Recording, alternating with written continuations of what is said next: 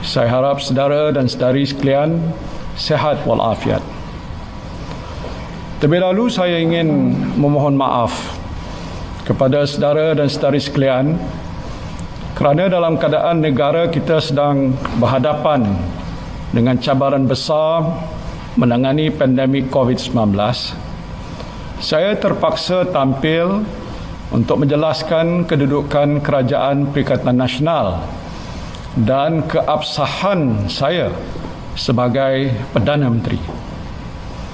Semalam saya telah menerima warkah daripada Kebawah Duli Yang Maha Mulia Seri Paduka Baginda Yang di-Pertuan Agong yang memaklumkan kepada saya terdapat 8 orang ahli Parlimen UMNO telah menulis surat kepada Yang di-Pertua Dewan Rakyat bahawa mereka telah menarik sokongan kepada saya.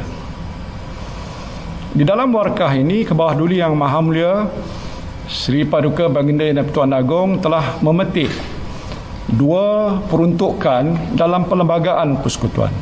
Pertama, perkara 43 2A, iaitu Yang di-Pertuan Agong hendaklah terlebih dahulu melantik sebagai Perdana Menteri untuk mempromosikan jemaah menteri seorang ahli Dewan Rakyat yang pada hematnya mungkin mendapat kepercayaan majoriti ahli Dewan Rakyat itu.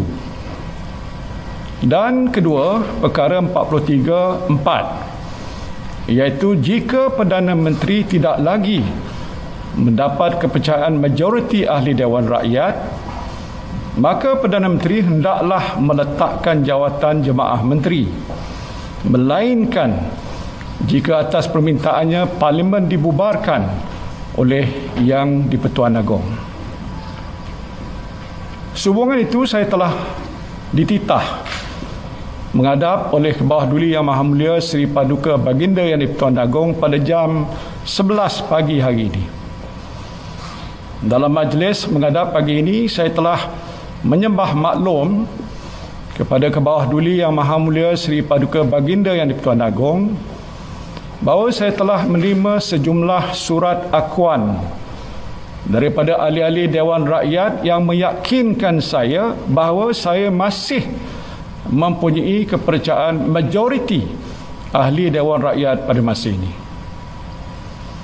Sehubungan itu, peletakan jawatan saya di bawah perkara 43(4) Perlembagaan Persekutuan adalah tidak berbangkit. Namun saya juga sedar bahawa kedudukan saya sebagai Perdana Menteri seringkali dipersoalkan. Maka saya telah menyembah maklum kepada Kebawah Duli Yang Maha Mulia Seri Paduka Baginda Yang di-Pertuan Agong bahawa saya akan menentukan keabsahan saya sebagai Perdana Menteri di Parlimen. Suatu usul undi percaya kepada saya akan dibentangkan di Dewan Rakyat ketika Dewan Rakyat bersidang pada bulan September. Melalui cara ini, kedudukan saya sebagai Perdana Menteri dan Perikatan Nasional sebagai kerajaan yang memerintah akan dapat ditentukan mengikut lunas undang-undang dan perlembagaan. Alhamdulillah, Kebawah Duli Yang Maha Mulia Seri Paduka Baginda Yang di-Pertuan Agong telah memperkenankan cadangan saya ini. Sementara itu, jemaah menteri dan pentadbiran jentera pentadbiran kerajaan akan terus berfungsi untuk melaksanakan amanah dan tanggungjawab kepada rakyat dan negara, khususnya dalam menangani pandemik COVID-19. Saya akan memastikan program vaksinasi yang sedang berjalan pada masa ini tidak akan terganggu dan terus dilaksanakan mengikut jadual. Begitu juga bantuan-bantuan yang telah diumumkan oleh kerajaan akan dapat diterima oleh rakyat tanpa sebarang halangan.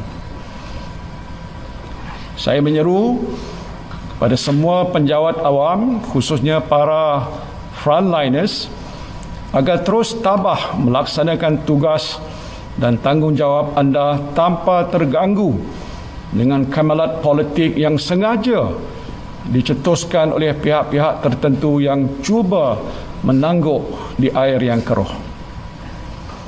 Saya tahu bahawa mereka kurang senang dengan ketegasan saya untuk tidak melayan beberapa tuntutan mereka, termasuklah desakan supaya saya mencampuri urusan mahkamah untuk membebaskan beberapa individu yang sedang didakwa atas kesalahan jenayah.